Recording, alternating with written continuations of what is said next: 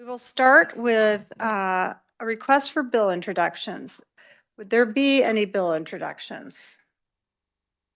Not seeing any. Is there anything else to come before the committee? Representative Van Houten, Thank you, Madam Chair. having trouble. So I have two provisos to offer up. Shall I do them separately or? Yeah, I think you should do it separately. Okay, all right. Okay, for the judicial branch, section 38, add 2,000 for 200,000 for expungement clinics. There is appropriated for the agency from the state general fund for the fiscal year ending June 30th, 2027, the following: judiciary operations, $231,875,589.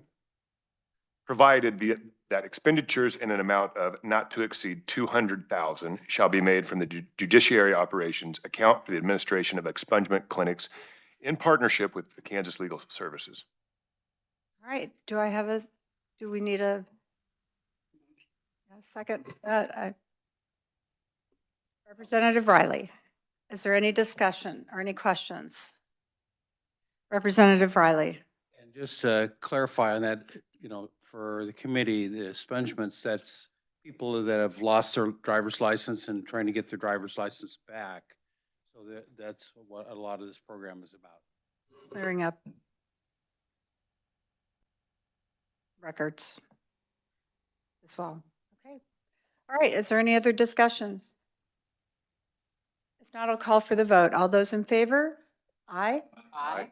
Opposed? Same sign. Motion passes. And you understand?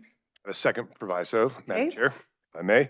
This is another one for the judicial branch, section 38, fiscal year 27. Specialty Court Resource Fund, no limit, provided that during the fiscal year ending June 30th, 2027, notwithstanding KSA 20-173 and amendments thereto, or any other statute, in addition to existing full-time positions within the judicial branch, expenditures shall be made by the above agency from the monies transferred to the Specialty Court Resources Fund pursuant to subsection C for additional positions in an amount of not to exceed 2 full-time additional positions. Provided further that monies transferred to the Specialty Court Resource Fund pursuant to subsection C shall not be transferred to another item of appropriation for the judicial branch for the fiscal year ending on June 30th, 2027. And provided further that on or before June 30th, 2027, the above agency shall provide a report to the House of Representatives General Government Budget Committee of all expenditures attributable to the monies transferred pursuant to subsection C. Subsection C is on July 1st, 2026, or as soon thereafter as monies are available, the Director of Accounts and Reports shall transfer $1,045,000 from the State General Fund to the Specialty Court Resources Fund of the Judicial Branch. All right. Is there a second? Representative Riley, did you have a question as well? Representative Riley. And again, just for clarification, these specialty courts are very effective. For example, they're family courts and the drug courts. It's not in the writing, but just want to make sure everybody understands how well those programs are working. Thank you. And in fact, if I may add, it's saving us money, taxpayer money, by helping out. All right, is there any other discussion? Then I'll call for the vote. All those in favor? Aye. Opposed, same sign. Motion passes. All right, thank you, Representative, for doing that. And we will now move on to the Office of the Attorney General. And for that, who's coming up? That would be Ariana Waddell from the, pardon me?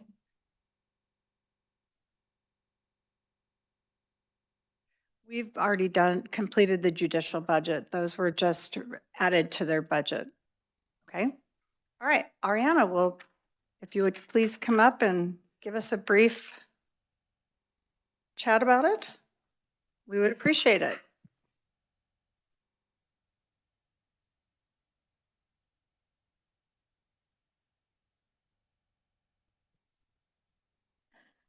Good afternoon, Madam Chair and Committee. My name is Ariana Waddell, and today I'm presenting the budget for the Office of the Attorney General. And I want to note that the agency is here and Attorney General Chris Cobot will be providing testimony.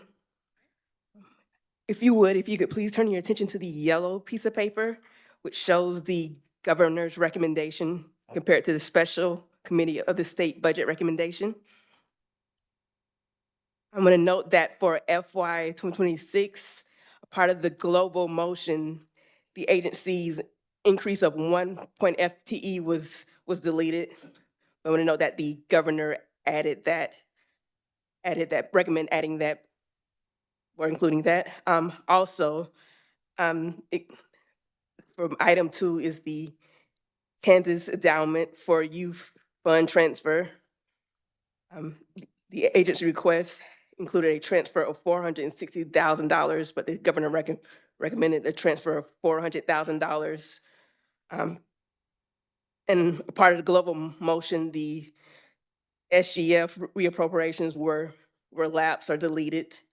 I'm going to note that the governor recommended adding the $102,000 for the Office of the Inspector General in FY 2026 and adding the $10 million SGF for the Safe and Secure Firearm Detection Program FY 2026.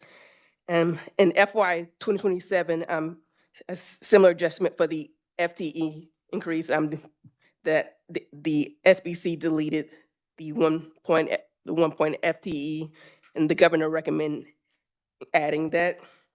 And also with the Kansas endowment for the youth fund transfer, the request included a $460,000 transfer, while the governor recommended the $400,000 transfer. And if you could please, turn your attention to the budget summary. Okay. So the Office of the Attorney General FY 2026 revised estimate for the unbudgeted totals $90.5 million in all funds, which represents less than 1% of the statewide total expenditure. And for state general funds expenditure for FY 2026, the request includes $22.2 million, which is less than 1% of the statewide SGF totals. And if you could please turn your attention to page 62 for the budget and policy snapshot, which summarizes the SGF reappropriations and also the increases for the Kansas Fights Addiction Funds and municipalities Fights Addiction Funds in FY 2026 and 2027, those that pass-through funding. If you could turn your attention to page 63 for the summary of expenditures. I think it's our page 13, I think, maybe. I don't know, I'm not on the same. Oh, you're on that one. Okay, okay, never mind. Never mind. I'm causing problems. On page 63, I'm going to note that some of the increases. So for FY 2023, there's an all funds increase, a significant all funds increase, and that's related to $34.5 million in opioids litigation settlement distributions. That's why there's a significant increase there. Okay. If you turn your attention to page 64, that shows the expenditures by major purpose table. The graph shows that once again, other assistance has increased, and that's once again tied to the opioid litigation settlement distribution, but also within the other assistance includes crime victims assistance fund. It's also included in that the payout for the tort claims for judgment and settlements in the Children's Advocacy Centers Fund and the Protection from Abuse Fund grants. And for the state aid, when we look at that line, that also includes the municipalities Fight Addiction Fund, but also within that is this Safe and Secure Firearm Detection Program funding in FY 2026. And also you would find like the stipends for DARE trainers. And if you could look at the expenditures by category table, the expenditures by category table shows that 69.9% of the agency's budget is in state aid and assistance for FY 2026, the remaining 30.1% allocated to state operations, with about 22.1% in salary and wages, which is employee pay and employee benefits. If you could turn your attention to page 65 for the expenditures by classification.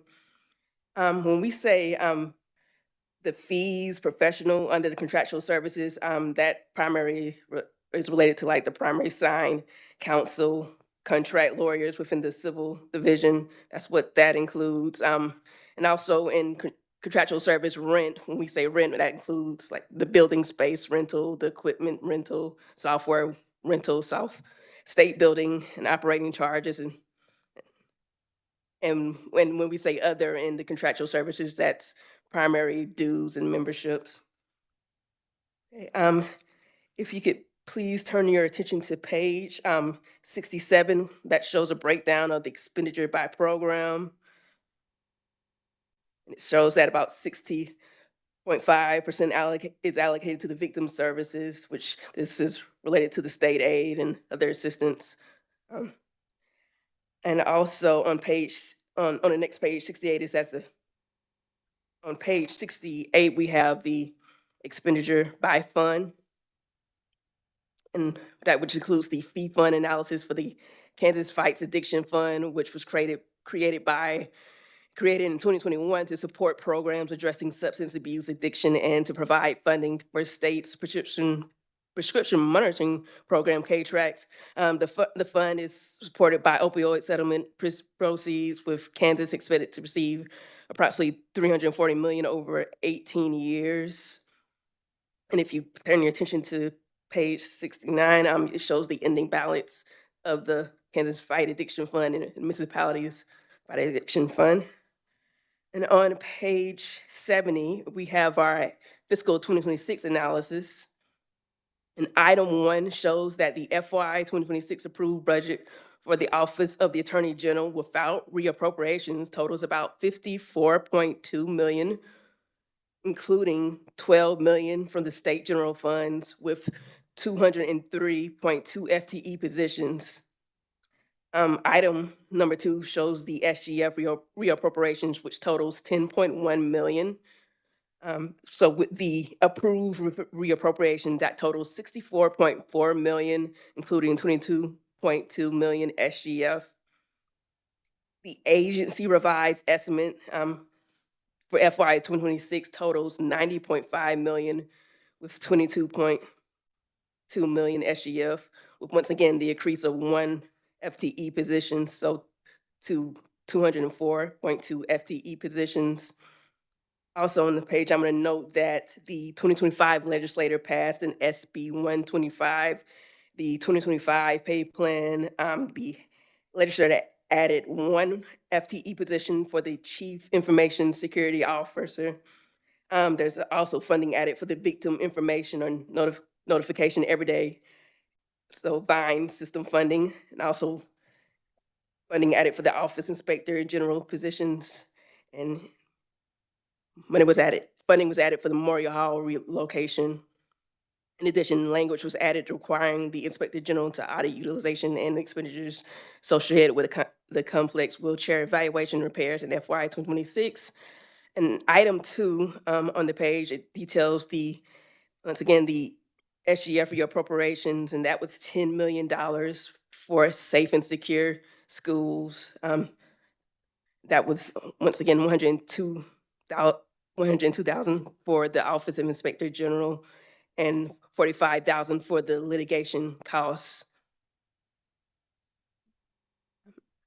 And other changes, there was an increase of about 26 million or 40.6% above the fiscal 2026 approved amount. And this was primarily related to the Kansas Fights Addiction Fund, municipality fights addiction receipts, so opioid settlement distributions. That's what most of that increase was tied to. And other adjustments, there was a decrease of about $744,000 in salary wages, and this was due to funding reductions for vacant positions in the criminal divisions. This was partially offset by increased of temporary unclassified staff to address workload, and along with smaller adjustments across multiple divisions. There was also a decrease of about $299,000 in capital A expenditure, and that was due to reclassification of certain expenditures, most notable the Vine Systems software and the Memorial Hall relocation costs. There was an increase of about $782,000 in contractual service, and this was driven by the higher database access and Vine system costs in the victim service division, as well as administrative costs related to the advertising and office relocation. And if you could please turn your attention to page 73 for the FY 2027 analysis. The FY 2026 approved budget is once again at 54.2 million, which includes 12 million SGF and once again 203.2 FTEs. And also note that we accounted for a one-time adjustment of $350,000 for the relocation from Memorial Hall. That was something that we accounted for in a document. Note that with the approved with adjustments, the approved amount was 53.9 million, including 11.6 million SGF. The FY 2027 request reflects an increase of about 19.6 million or 36.3% above the fiscal 2026 approved amount and an increase of 1 FTE. And once again, this increase is primarily driven by the opioid settlement receipts, the Kansas Fight Addiction Fund and the Municipality Fights Addiction Fund. And there were all other adjustments, which included a net decrease of about $330,000. And these changes were similar to the FY 2026.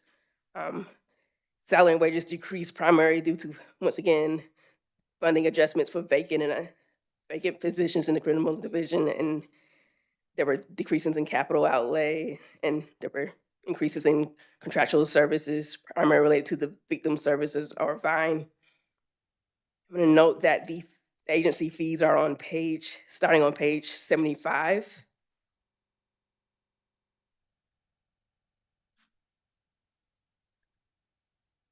Any questions for FY 2026 and FY 2027, Madam Chairwoman? Are there any questions for Ariana? Yes, Representative Amix. Thank you, Madam Chair. And could you go back to page 64 and under the expenditures category, by category, it's got other assistance and that makes up about 45% of the expenditures. What else, do you know what all is included in that? And that might be a question for the general area staff. Madam Chairwoman, yes, ma'am. So for the other assistance, that would primarily include the Kansas Fights Addiction Fund distributions, but that also once again would include like the Crime Victims Assistance Fund as well, and there might be also the payout for tort claims, and also maybe related to the Children Advocacy Center Fund and the Protection from Abuse Fund grants and other assistance. Thank you. I remember all that category now. Thank you, Madam Chair. Okay. Are there any other questions right now? Okay, if not, we'll go ahead and have the general come up and plead his case, as they say. Welcome to committee, Attorney General. We're glad to have you. Thank you, Please Madam Chair. introduce yourself, even though no, you don't really need an introduction, but please Thank you for the welcome, and thank you, members of the committee, for hearing us today. I'm Chris Kobach, your Attorney General, and I just would love to share with you some numbers and some perspectives over the past 3 years leading this agency. I think we've racked up a lot of successes, whether it be victories in litigation, against federal overreach, or litigation we've initiated to protect Kansas children from social media apps that are preying upon them, to just the fantastic job that our Kansas Consumer Protection Division is doing in stopping fraud, protecting Kansas consumers, warning Kansas consumers about these constantly emerging scams. It's been a real honor to be at the head of this agency. And of course, our criminal division, which has delivered convictions all across the state when we've been called in by counties. And then, of course, in areas where the AG's office has original prosecutorial jurisdiction too. We're not seeking any enhancements in this budget. We're just seeking a supplemental budget. We're making a supplemental budget request that would fund some of the programs that were enacted by the legislature in 2025. I want to thank this committee for the support it gave initially back in 2023 during my first presentation to some of you who were on the committee then. We came into the office in early 2023 with a shortage of 25 attorneys. But through heavy and diligent recruitment efforts and retention efforts and your assistance in allowing us to raise salaries, we have been able to fill all of those attorney vacancies, and I'm happy to report that the agency is fully staffed with respect to attorneys now. Just to give you some numbers, over the last 3 years, we hired 47 new attorneys. But there were retirements, of course. There's always turnover among attorneys in every law firm. And then we also had the Trump administration come into office, and they snatched some of our best attorneys, but that's okay. They were some excellent attorneys who are now providing service to the U.S. Department of Justice and other agencies.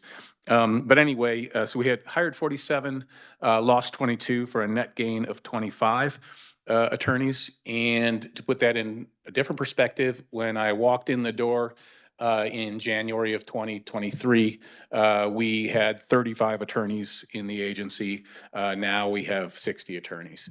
And so we are feeling good. We are able to, do everything we need to do. And I'd also say it's not just quantity, it's quality too. These are really some of the best attorneys, not just in Kansas, but in the country. We've been able to recruit attorneys from a lot of different places outside of Kansas, Colorado, Indiana, of course, Missouri, and a host of other states where somebody who is really talented was interested, and we encouraged them to come. Oh, Arizona, our current chief deputy, we brought him in from Arizona. So anyway, we've been able to recruit from other states as well. The retention rate, the raises that you provided for, the funds for, have been instrumental in making that happen. Now, when we make an offer, we can match what the private sector is offering, and we can also match what the counties are offering, because oftentimes when I came in, counties were paying our attorneys more than our agency had been paying them. So again, thank you, and I'm happy to report that that boost 3 years ago has had its desired effect.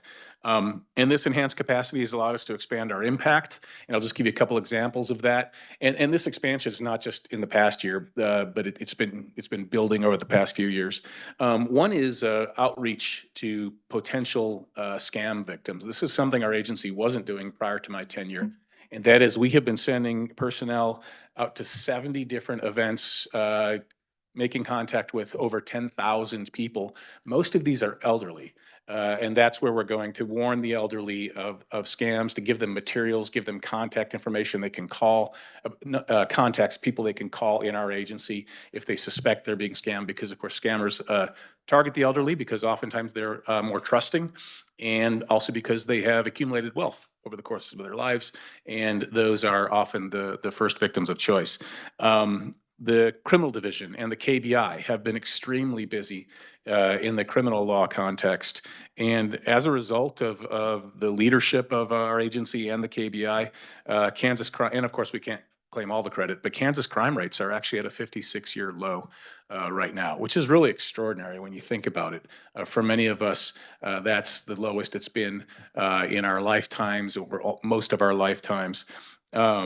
And again, the criminal division, through prosecution, investigation, and partnerships, and then the KBI through its aggressive approach in a number of areas has, I think, really contributed to that.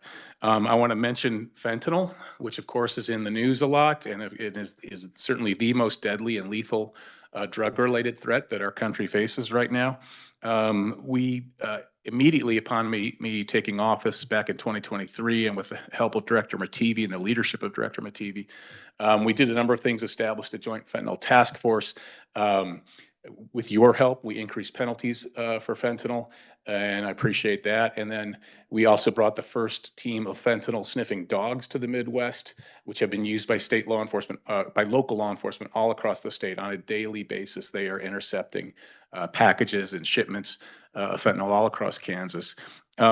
Anyway, there's been in the latest numbers, which are actually a year old, there's been a 17% drop in fentanyl deaths in Kansas, which is really encouraging because as of 2 years ago, fentanyl deaths were just there was no plateau. It was just continually increasing year after year. And so now we're finally starting to see fentanyl deaths decreasing. I want to share one anecdote with you. I was at a conference of attorneys general maybe about 4 months ago or 6 months ago. I can't remember exactly, but there was a DEA, Drug Enforcement Administration, an official from the federal government there, and he was talking about fentanyl. And I asked a question, and I noted in the preface to my question that something the KBI has observed, and that is when we send undercover agents out to make a buy of fentanyl, the amount we are able to purchase today is about 1/10 of what we were able to purchase 3 years ago. There's been a marked drop in the availability of fentanyl coming into Kansas. And so I said, I assume this is being observed in all 50 states. We're not the only place where this is happening. And then I wanted to ask my question. And he said, no, actually, this is not happening across the country. That is unusual, that drop in fentanyl availability in Kansas. In fact, in many states, the amount of fentanyl available on the streets is increasing. So I was really pleased to hear that, because it showed that, these things we are doing are actually having a measurable impact that is not something that is part of a national trend. Okay, let me just go through a couple of the offices. My written testimony goes into much greater detail, but just give you some numbers, a sense of what we're doing. The Office of the Solicitor General, led by Judge Tony Powell, former Judge Tony Powell, has done an incredible amount of work. Filed 17 criminal appellate briefs this year, 191 criminal appellate briefs in contract cases, 7 civil amicus briefs, 1 Supreme Court brief, 17 Attorney General opinions. 26 for the calendar year last year.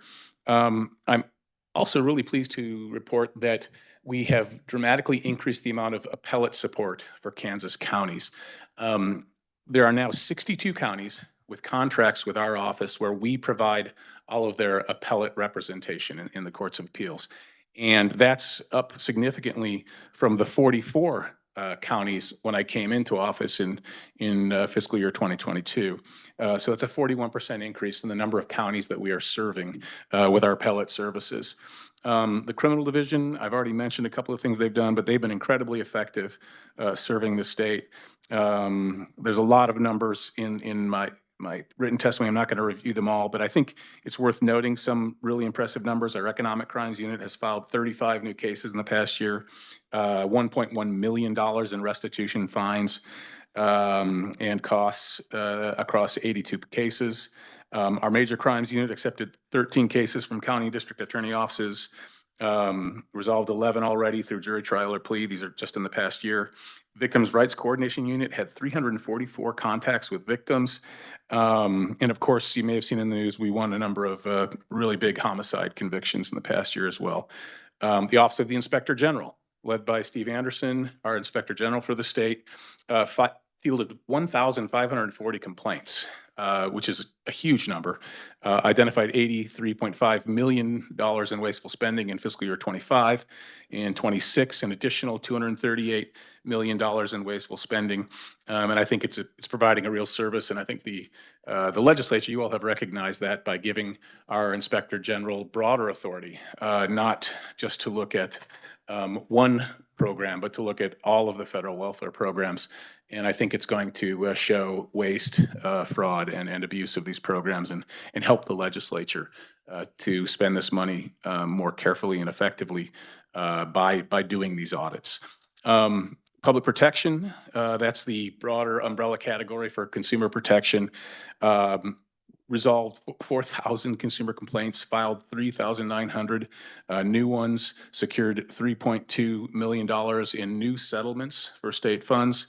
Again, this one, it's a very small paragraph, but the amount of contacts they have with Kansans is just amazing. And people are always surprised. I hear this a lot when I'm around the state, that they can call the Consumer Protection Division and they'll get a real person talking to them on the phone when they call. It's not like you leave a message and then maybe not, somebody calls you. No, they talk to a person right then and there.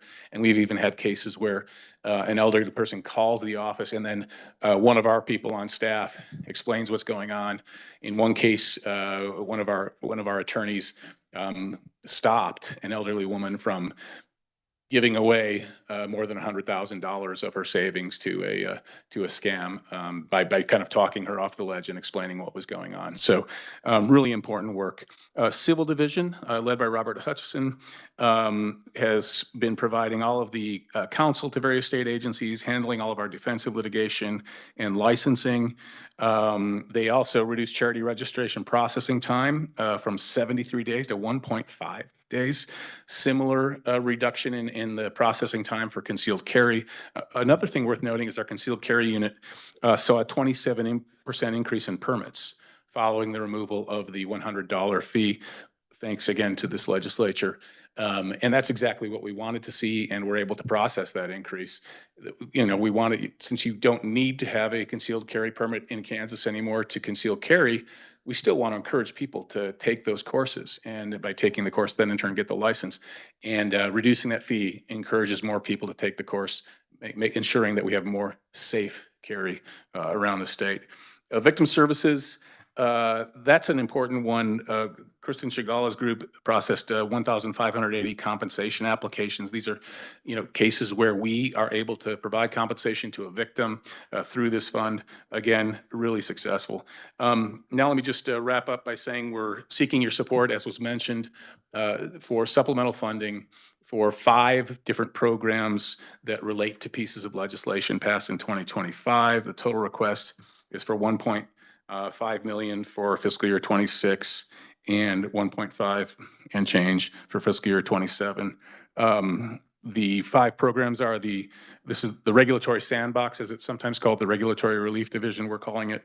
That's 241,000 in 26 and 253,000 in 27, 2.5 FTEs. One of those would be an attorney. The expansion of the Office of Inspector General, you guys know all about that. By doing so, we're going to need to add 9 FTEs, mostly investigators, no attorneys.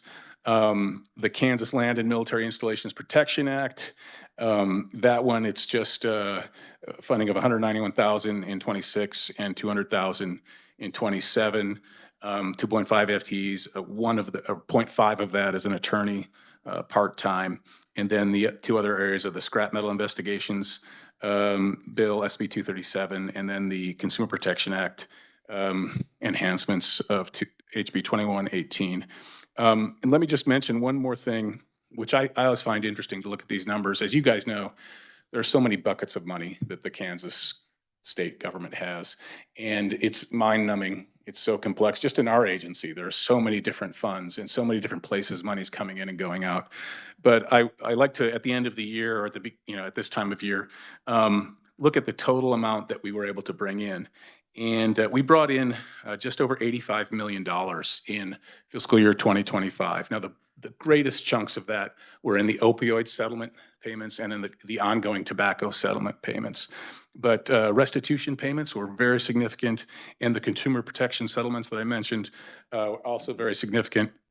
Of that $85 million, only $3.3 million goes to our office's operating expenses. The vast majority of it, as has been noted by staff, goes to various, like the Kansas Fights Addiction Board or other places. It just passes through our agency.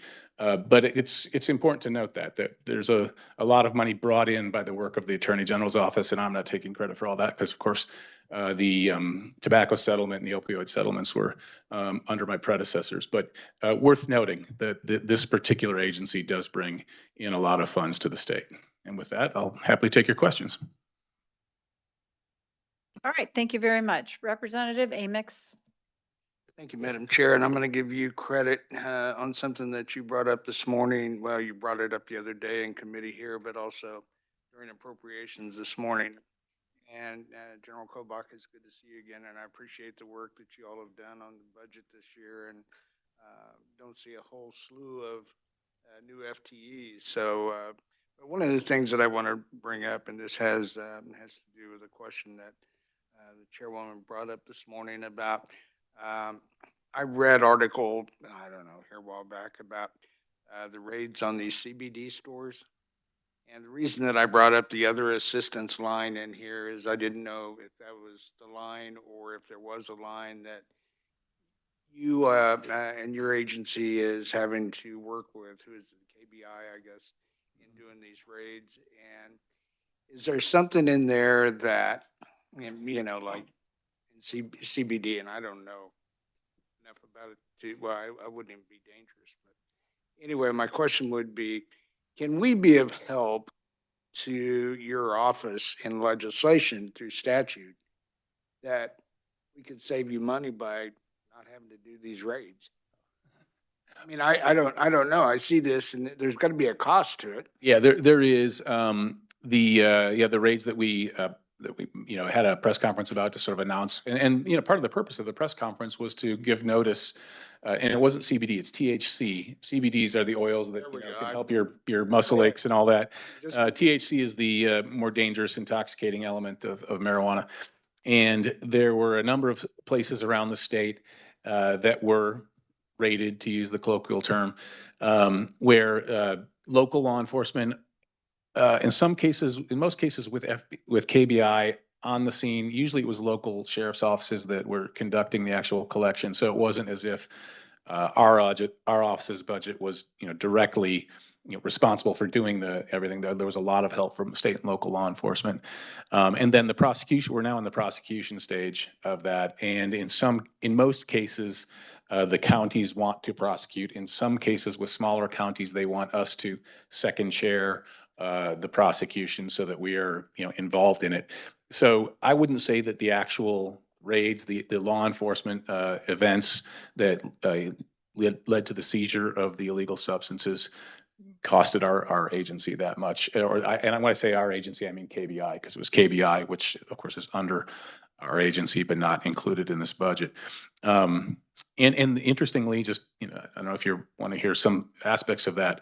In many of the cases, the things that were seized were way beyond the THC vapes, which Kansas law prohibits, and THC teas, drinking teas, that Kansas law prohibits. But there were some of these shops that, because there had been no enforcement in recent years, they just had pre-rolled marijuana cigarettes for sale and labeled as pre-rolled marijuana cigarettes in the stores. So it had gotten to the point where they were very brazen because they hadn't seen our laws enforced. And so we simply wanted to show, hey, these laws are on the books and we're going to enforce them as long as they're on the books. Madam Chair, like I say, the reason I bring it up is, the comments that you made about another agency this morning. There's things that we can help with, to help your office, help the other agencies that you work with, and save money at the same time. It might make some sense. I appreciate the offer. All right, Representative Riley. Thank you, Madam Chair. Thank you, General Kobach. Great presentation. I don't want to go down too much of a rabbit hole here, but, on the last page of 75 here, it talks about some of the, the fees that we have for roofers. Yeah. That's been in effect, I think, at least for 12 years, something like that. Is that pretty quiet as far as not the roofers are going along with it? Not a problem, not any pushback. We're not having a whole bunch of people from Texas and Oklahoma coming in and, some of the storms that we had, because in one of my cities, Arc City, it seemed like we had a lot of foreign roofers there. So anything particular that your department is seeing on that? Well, actually, we did put out a warning to Kansas consumers in the wake of some of these storms, saying that be on the lookout. There may be roofers who aren't licensed in Kansas who are knocking on your door, wanting your money for a service they may or may not provide. So that is certainly a concern from a consumer protection standpoint. I'm not aware of complaints from Kansas-based roofing companies to these fees, which I think are, pretty So there wasn't any modest. prosecutions or anything that came out of that? kind There of thing? have been some prosecutions in roofing. I didn't come prepared with the exact number Okay, of that's fine. cases, but we can get that information for you if you'd like it. Well, I was kind of interested on that same follow-through. I mean, I'm not sure it was in this department, but, committee, but we've had some discussion on some of the consumer protection kinds of stuff of some of the, solar people coming and selling more than what that consumer needed kind of thing. So is there a follow-up that we need to have a discussion that as far as some kind of a licensing process for that? Do you have any comment on that? I don't, but I can, it's amazing how the various assaults on Kansas consumers change and grow and, morph over time. So I haven't gotten a report from our Consumer Protection Division on the solar field or the solar, type of, of scam. But I can get those numbers for you. But I know that is certainly one of them that they're dealing with. Yes. Oh, but Continue. I guess where we're going with that, I mean, that was put in statute Yes. that about roofing. Is there something that we need to help you with as far as solar?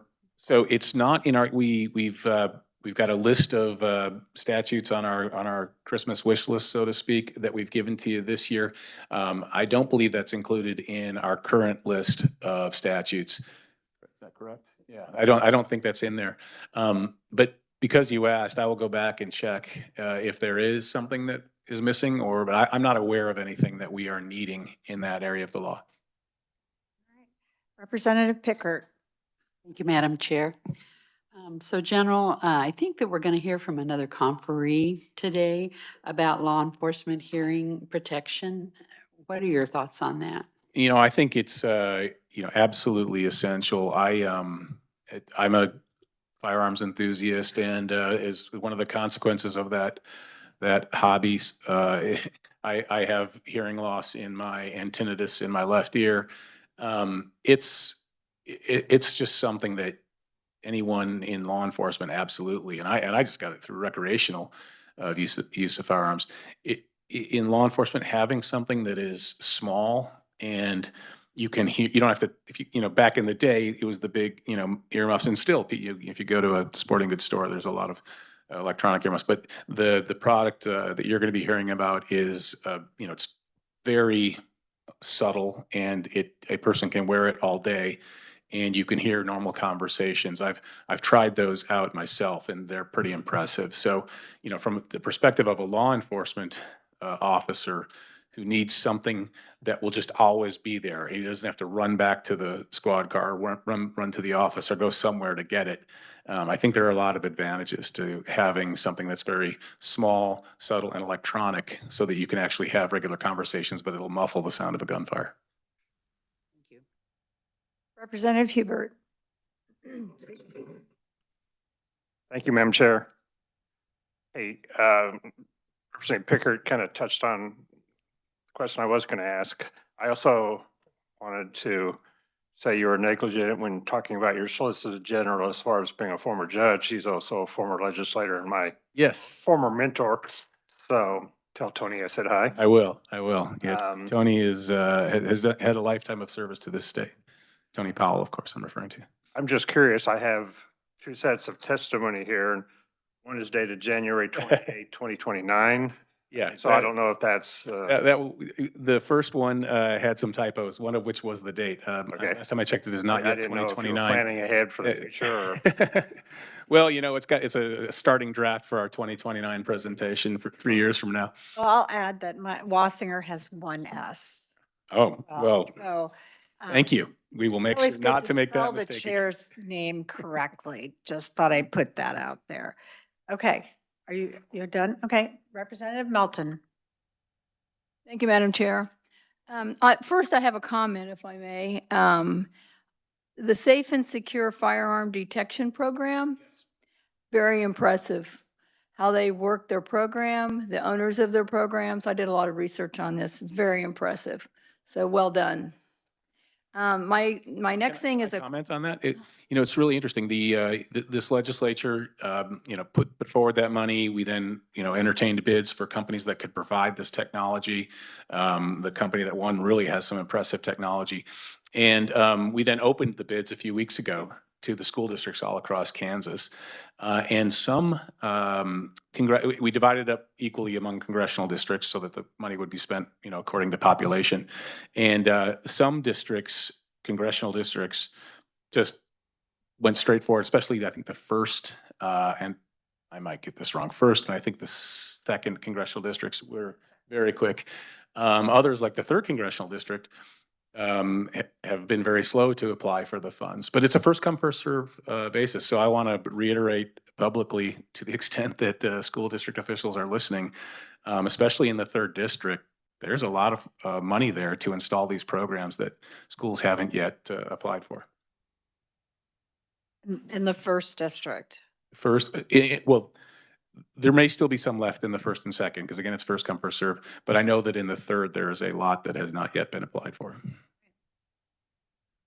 If I may have a question as You well. Go ahead. A couple of years ago, you were here, appeared before us, and you stated that when there's a capital murder case, the local district attorney would need to come to your office and ask for help to assist with that. It's a whole different animal in prosecution. Yeah. And at that time, you said that you were not able to help them. You didn't have enough manpower.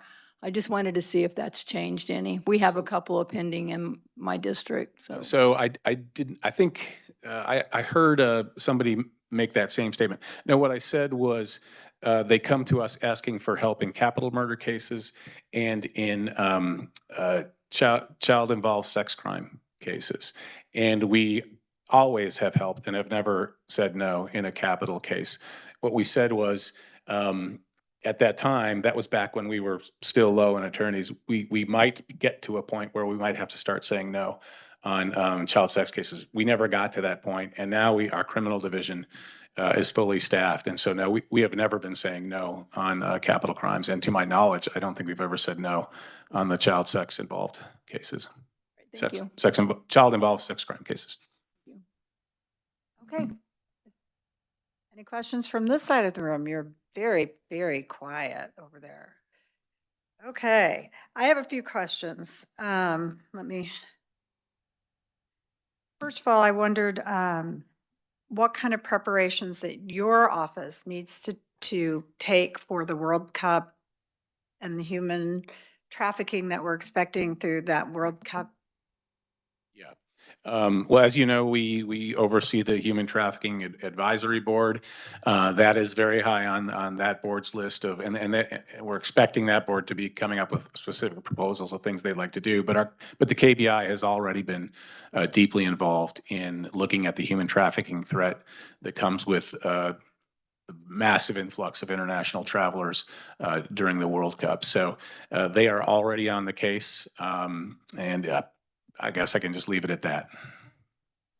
Also, someone had come to me about software for the Inspector General to be able to go through all of his, you can only do a few audits of a few general areas. And we're all aware of what AI and other software can do. So have you looked into that as well? Specifically AI, using AI? Well, AI. any companies that can help expand the looking for. I know that as an agency, we have looked at several companies that are out there advertising that AI can assist in some of the things our agency does. So I do know that we are actively reviewing AI-driven technology in law enforcement. I don't know specifically if the AI products that we've been reviewing include the auditing function that the Inspector General will be doing. My guess is that they do, because that's the kind of thing AI is super helpful in when you're looking at, hundreds of thousands of cases and you have to sift through them, very quickly. So my guess is that that's one of the divisions where the AI products are being looked at. I'd have to confirm that specifically, though.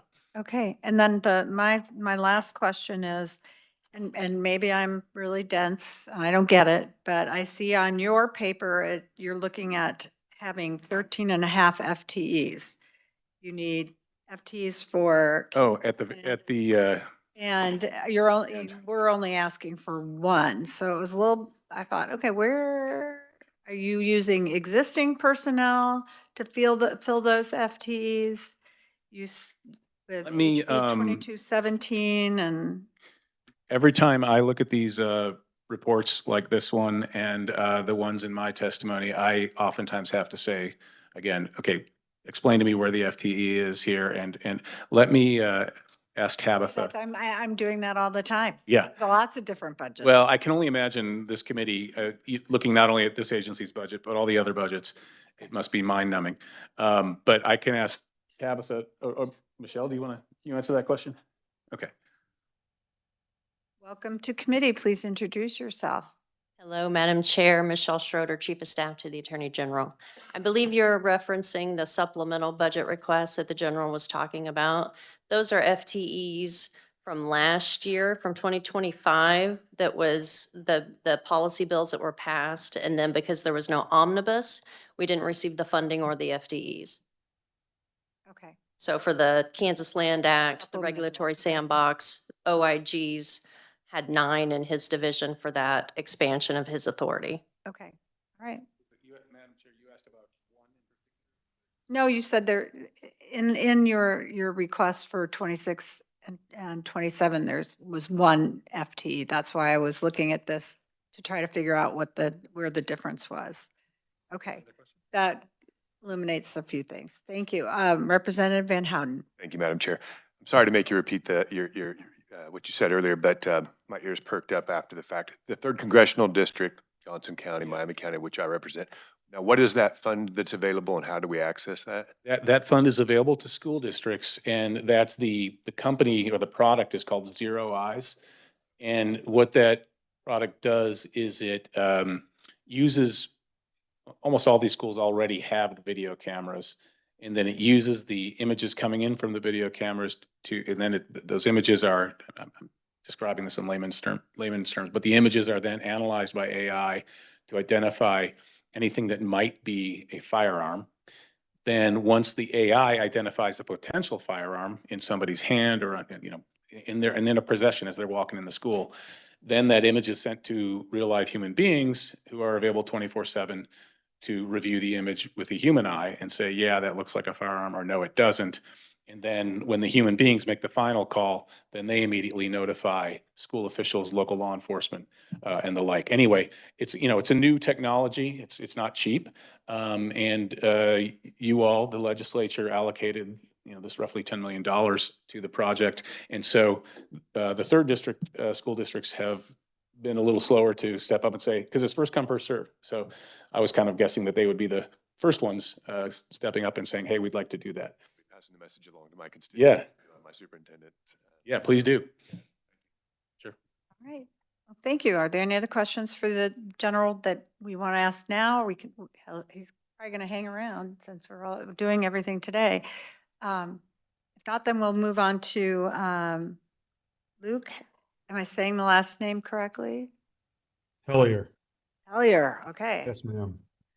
Well, good afternoon, Madam Chair, members. Thank you for the opportunity to speak to the committee today. My name is Luke Hellier, and I represent Starkey Hearing. We are the only American-owned and operated hearing aid company. We are headquartered in Minnesota, where we have 1,500 employees. We have another 100 or so in Kansas, among some other states where we have clinics. But I'm here today to talk about law enforcement and protecting their hearing.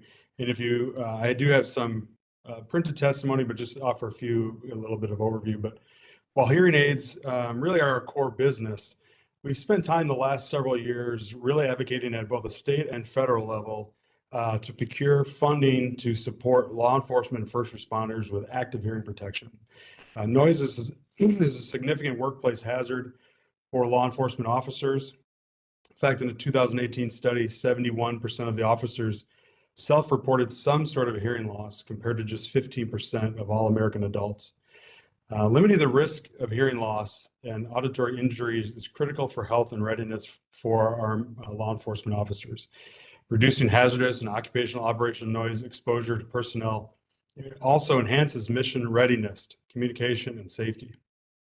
Active hearing protection also could have the potential to save the state of Kansas money by reducing those hearing injuries and post-service disabilities.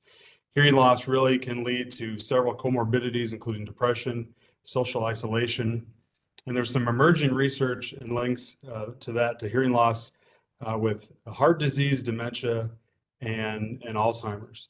So our effort here in Kansas is to advocate for a total allocation of $3 million, 2.1 million of which would be for our non-custom product to to local and county law enforcement, and 900,000, roughly 900,000 for KBI and state patrol for a custom product. Typically, we've done this in other states where we advocate and think this is a really good idea, and then we enter into a competitive bid process. We've done projects in Ohio, Florida, Louisiana, Minnesota, Illinois, and Wisconsin, and so we're having conversations in other states this year. But happy to answer any questions about either my testimony or this, but really what we've found with law enforcement and also with the military is for years, they've really relied on having hearing protection like plugs that actually don't allow the situational awareness that somebody needs in law enforcement. And so our product, what it does, instead of shutting down all noise, brings in volume at a safe level, safe decibel to protect their hearing. And as the general mentioned, obviously shooting range and other firearms instruction is really important. What we can't overlook when law enforcement is responding to accidents on the freeway, are working, events, high school football games, basketball games, any type of opportunity where there might be loud noise, there's a product to allow to help save the hearing of those officers. So that's what we're here to advocate for. I appreciate the opportunity and happy to answer any questions you might have. All right, thank you, Luke. Are there any questions for Mr. Hellier? All right, thank you for joining us in our committee. Appreciate it. Okay. I will note that we are going to be working this budget today. So if there are any other questions before we start working it, I would suggest you take care of those now. Nothing? All right. Well, we're thinking.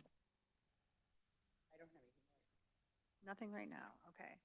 All right. Well, then we'll close the hearing. And then we'll move on to committee recommendations. Let's discuss the Attorney General. What would be the pleasure of the committee? Feel pretty comfortable, Madam Chair, if I could. Yes, Representative Amix. In looking at the budget and the presentation that we had today, very good. If you're ready for a motion already, I would make a motion to concur with the governor's recommendation. 26 and 27.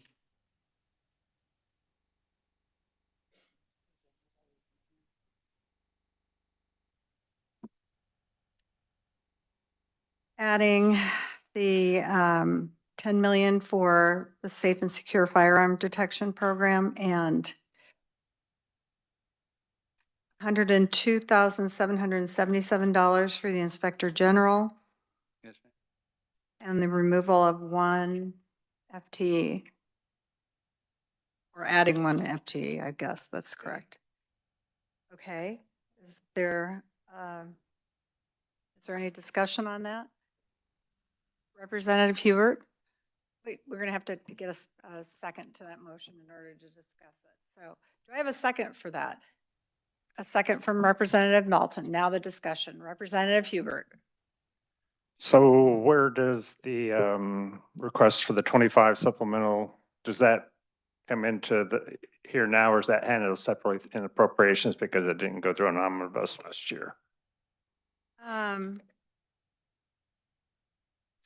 That's a good question. I think we can discuss it now and I can suggest it Okay. in Full appropriations. and they can just pull out whatever they don't want or add whatever they want.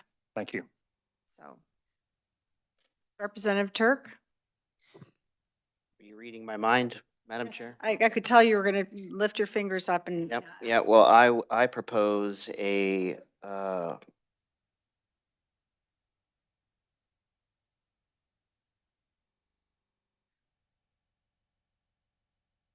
I propose that we you ever have one of those times where you forget what the word is you're looking for? Yeah. Replacement? Uh, oh, what is the word, for heaven's sake? Can you tell I've been here all day? Appropriation or? Placeholder? No, no. There, thank you, for the love of money. Thanks. This is a horrible time to have this committee. Yeah, I'm just okay, so telling in you. my defense- After we've been doing this all day and Yeah. he's in 3 budget committees. In my so- defense, I've been in budget committees all day, and That's how do right. you forget substitute? But I did. I would like to propose a substitute motion and approve for the 2026 portion of this budget, the reappropriation request. And in 2027, approve the agency's enhancement requests in addition to, They very carefully, pardon me, called it supplemental and did not make it an enhancement, which was a very politically correct way of saying, we don't want enhancements, we just want a supplemental budget. sure, we'll do that. Okay, And then to wrap up my motion, I would like to appropriate $3,060,000 in one-time funding from the State General Fund to the Office of the Attorney General for hearing protection for law enforcement program in Kansas. Now, I was told there's copies. Have you seen this? we do. Does everybody have this in the committee? Okay. As those get passed around, what you will do is save me about 10 minutes of reading. That's And- what it is. What is your sheet, Representative? Hearing protection for law enforcement program in Kansas. We have the Starkey letter. We Okay, don't. great. have- Well, okay, then I'll read. To finalize this motion, for this program, the Office of the Attorney General shall issue a request for proposal, an RFP, and operate a competitive procurement process for hearing protection products. The total amount appropriated of $2.1 million shall be used for the Office of the Attorney General to procure directly from the manufacturer a commercial off-the-shelf multi-use completely in the canal hearing protection program product with a minimum noise reduction rating of 25 decibels and a maximum output of 80 decibels. The product to protect the hearing of local law enforcement officers. Now, obviously, those that know me know why I'm doing this. Okay, if you need a reminder, this is me all day, every day. All right, so this hearing protection shall be made available to any law enforcement agency in the state on a first-come, first-served basis, with the amount distributed evenly to agencies located in the state's 4 congressional districts. The remaining $960,000 appropriated shall be used by the Office of the Attorney General to procure directly from the manufacturer a multi-use rechargeable custom hearing protection product, which is better, with a maximum output of 90 decibels to protect the hearing of law enforcement officers employed by the Kansas Bureau of Investigations and the Kansas Highway Patrol. Now, I'll leave that to you, and I have much more to say on the issue. There's a second from Representative Riley. Thank you. Now we have discussion. And for the committee's edification, I will continue. This is obviously, there's a reason why I'm carrying this. It's very near and dear to me, to create a culture of protection and safety around hearing protection for our law enforcement agencies. goes without saying that many of us, when we're in this particular career field, in this environment, we think we're invincible sometimes, and we don't understand the true impact that is being asked of us on a day-to-day basis in these fields. And for our law enforcement officers, this is crucial, right? To create this culture of safety will save the state millions in the long run. If we can prevent hearing loss early and throughout their entire careers, they will not come back nearly as often for medical aid and assistance. With that, Madam Chair, I will gladly answer any questions of the committee. All right. Are there any questions or comments? Representative Riley. Thank you, Madam Chair. Just a comment or a question of probably your research is, do we have the ability when they do that RFP to add to that conversation that the previous representative talked about? He was defining the product, but do we have the ability to define that product as a product manufactured in the United States? That would just make a whole lot of sense, kind of thing, or is that too specific?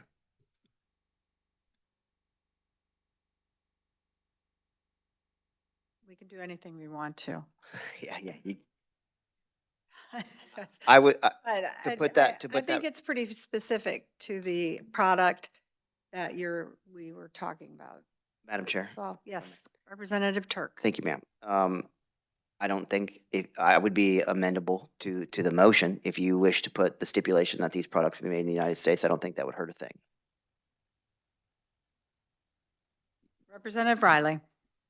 Thank you, Madam Chair. Well, when the time comes and you make this description, it's up to the reviser if you want to add that to it or not. I don't know that we need to go through the whole substitute motion process to get there. I think we just need to do a substitute motion or amend his motion, and you can second the amendment. How about that? Right? Yes. Yeah, if that works. Yep. All right. So Yes. yes, Representative Turk, you want to amend your motion? Sure. Just add the words "made in the USA" to the RFP process. Yeah. Fine. Okay. There's a motion from Representative Turk and a second from Representative Riley. Is there any other discussion? Representative Amix. Thank you, Madam Chair. So it was the representative's motion to replace my motion. And here again, I've been in 4 budget meetings today, so I'm not remembering the words either. Substitute. Did he make a substitute motion? Yes, he did. Okay, so my motion's gone. Motion is gone unless you want to go back and make a new one after this. Yeah, it's not required by you. I asked for you to do that. Yeah, well, I'm just giving you an idea. Yes. All right. Well, then we'll vote on the amended motion. All those in favor, say aye. Opposed, same sign. I think we all understand the needs of hearing protection, especially with all the people that can't hear in the legislature that we have. So I think everyone's really aware of that. All right. So in addition, your substitute motion was in addition to what Representative Amix made or No. not? None of the supplemental. Will you reread that? I can restate it, or you can reread it. Please.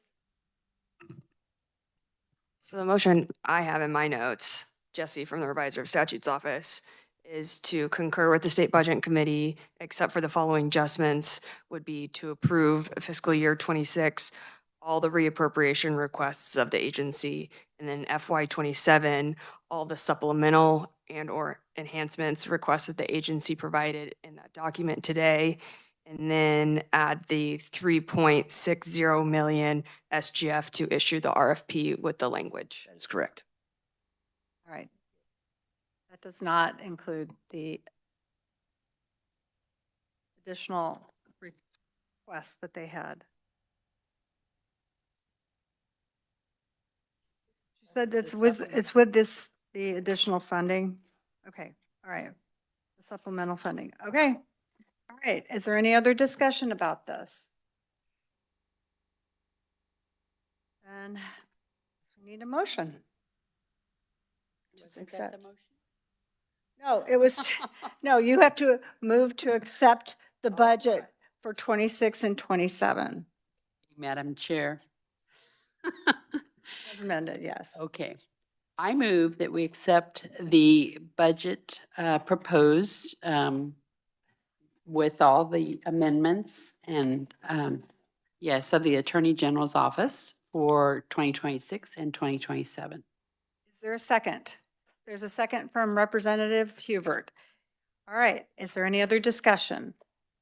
If not, I'll, Wait. yes, oh, sorry, Representative Amix, what else would you like? Thank you, Madam Chair. Oh, it's probably a lot, but, so we don't have in this budget, we're not going to consider the safe and secure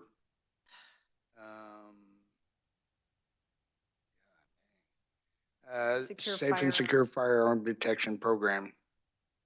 Unless I make a motion. Currently, it's not, but Everything in it. Representative Turk, Madam Chair, I don't, we don't need to make this motion. My motion closed this whole budget out. okay. This Think budget is so. completed. Okay, All I'll right. wait till appropriation. Okay, all right. Well then, is there anything else we need to chit chat about? Before we go on, all right, so let's call for the vote. All those in favor say aye. Opposed, same sign. Motion passes. We'll move on. So thank you for coming.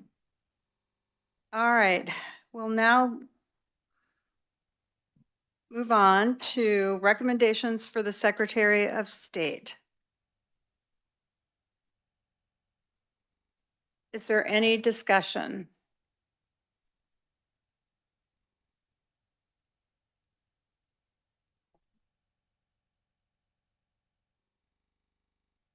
All right, well then I will start the discussion. I think I like the Secretary of State's budget. However, I would move that all of the HAVA funds for counties that were requested from SGF be taken from their democracy fund or their other fee fund that they have in that they have a large ending balance, and I'd like them to do that. So I so move that we remove HAVA funds for elections for them to pay. Seconded by Representative Turk. Is there any discussion on that? Representative Amix. And the HAVA funds are used by counties for elections, is that correct? Those are monies that are sent. Help America Vote. It's election security funds, and they have a lot in their unencumbered balance on that, their balance. So I think they should not take that from SGF. It should come from those funds. Okay? I know that there, excuse me, but. Go ahead. that There are quite a few stipulations on that, on how those can be used. With their grants, yes, but that's the money that they have to use for that. And they don't have to take it from SGF. They can take it from those funds. You just need to explain it. That's all right. That's okay. I'm Thank you, fine with that. I can explain. Are there any other changes or corrections? Comments? No? All right, then I will ask for a motion. Representative Pickard. Okay, Madam Chair, I move that we accept the proposed budget of the Secretary of State with the recommendation of removal of the HAVA funds. Okay, as amended for 2026 and 2027. Do I have a second on that? Representative Van Houten, is there any other discussion? If not, I'll call for the vote. All those in favor? Say aye. Aye. Opposed, same sign. Motion passes. All right. Now we move on to the Office of the Governor. I do have one question about the approved budget from for the travel. And it's under 2026. It says the legislature approved adding language to directing the executive branch to disclose any travel by the governor or lieutenant governor that is reimbursed by the state in 2026. Has that been done?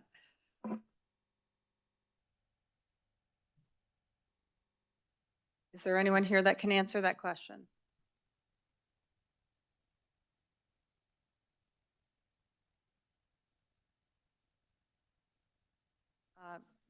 Then what are my options at this? Yes. Yes. Please come to the podium. Welcome to committee. Thank you for, please introduce yourself. Thank you, Madam Chair. Will Lawrence, Governor Kelly's Chief of Staff. My understanding that proviso is, I'm not 100% sure where that came from. I think it was added on the Senate side. We do, if there's a records request for those documents, they are provided. It's an open record, and that was true before this language was put in place. I think there has been a request for all that information, which is in process, but I'm not sure if it's been completely fulfilled at this time. Okay, can you assure me that that will be done before we get to final appropriations? I don't think that'll be an issue. I think there were two questions that were presented to us in the request that we received recently. One was fairly easy to comply with. One was much broader, and is taking longer to go through that process. I think that was a request for anyone who has utilized the state aircraft, not just the governor's travel. If I remember correctly, the language you just read, it was regarded to the governor, and lieutenant governor. I think that may have been completed, but I will double check on that. Okay, I would appreciate that. Thank you. All right, let's look here.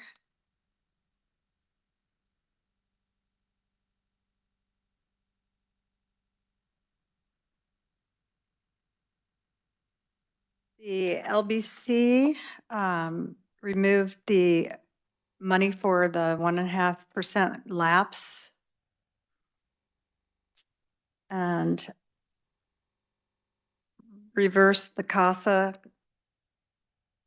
reappropriation of funding, as well as child advocacy centers and domestic violence grants. And Madam Chair, yes, I do believe, if I recall, we heard rumors of they changed that. a proviso for those, for the CASA. CASA advocate, yeah. Do you have that? I don't have it in front of me, but I do remember that. 2.7 million. Adding 2.7 million for that. And I get forgot. All of them. Can I explain that? Yes, please. Representative Pickert. Thank you, Madam Chair. And just as a reminder about for the child advocacy centers, last year we passed a bill, which is House Bill 2075 for law enforcement whenever they intervene with a child that's maybe being abused, they contact DCF within 24 hours. That has increased the caseload for the child advocacy centers because they're the ones that take the evidence, you know, they interview the child and do all of that. And so their need has gone up because of that law that we passed.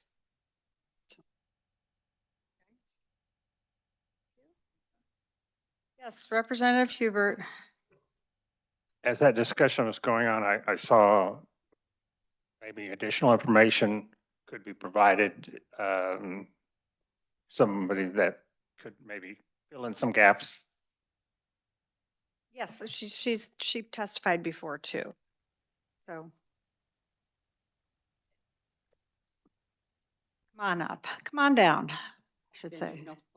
Good afternoon, Casey Dahlke, CEO with Children's Advocacy Centers of Kansas. Representative Pickert did a wonderful job of describing Children's Advocacy Centers only, not including CASA for the additional 2.7 million. But not including CASA. Correct. Our ask was for Children's Advocacy Centers only of the 2.7 million, as Representative Pickert described, due to that increase for referrals based on House Bill 2075. Okay. All right, are there any other questions for Casey? All right. Where are we going from here?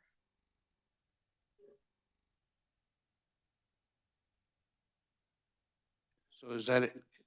Madam Chair, Representative Amix. Representative Pickert's motion is on the floor, right? I can make that a motion, yeah. Okay, I That misunderstood. we, Doesn't- yes, that we fund the CACs at 2.7 million. And there's second by Representative Turk. Is that 2026 or 2027? Or is it? Okay, 27, okay. All right.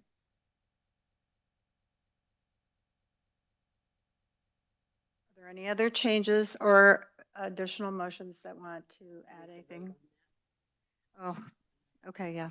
Hold on, stand, Madam Chair. Yes, Representative Turk. Thank you.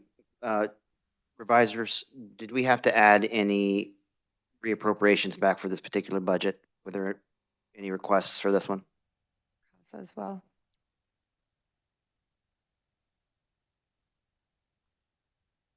Yes. Ariana. Madam Chairwoman, yes, ma'am. The agency reappropriations was deleted part of the global motion. And that should be on, if you still have your yellow sheet, there was a total of about maybe 2.6 million. Yeah, about maybe 2.5 million for reappropriations. That was 194,000 for the court appointed special advocacy CASA, 199,000 for the child advocacy centers, about 1.3 million for the domestic violence prevention grants, and about 794,000 for the governor's department. But if I remember correctly, I think the agency mentioned how they were going to make a modification to the request for the state for the governor's departments. Instead of requesting 794,000, they were going to request 500,000 instead. If I might be incorrect. I think they were going to modify that. Okay. Representative Amix. Go ahead and make a motion then. And are we done with the advocacy center? Yes. No, we haven't voted on it yet, so. I was going to make a motion to concur with the governor's recommendation that included it as amended, but I guess we All have. right, hold on. We do need to vote on that last motion. Let's substitute motion. I would make a substitute motion to concur with the governor's recommendation on 2026 and 2027, and to include for the child advocacy centers in 2027, $2.7 million. Okay, where's the second? Representative Wahhabistan, is there any discussion? All right, then I'll call for the vote. All those in favor? Aye. Opposed? Same sign. Motion passes. And I guess we have a boatload of stuff to tell. Appropriations. Okay, now we need a motion to accept the governor's budget as amended. Madam Chair. You accept something else you want to do? You already did? We did the, 26 and 27. you wanted to add it on, but I think we We did it in the motion. All right, well then we're done. All right. Okay. All right, thank you. So Pardon we me, can't wait. Come back tomorrow? No, you do not have to be here tomorrow, but thank you for coming today. This meeting is adjourned.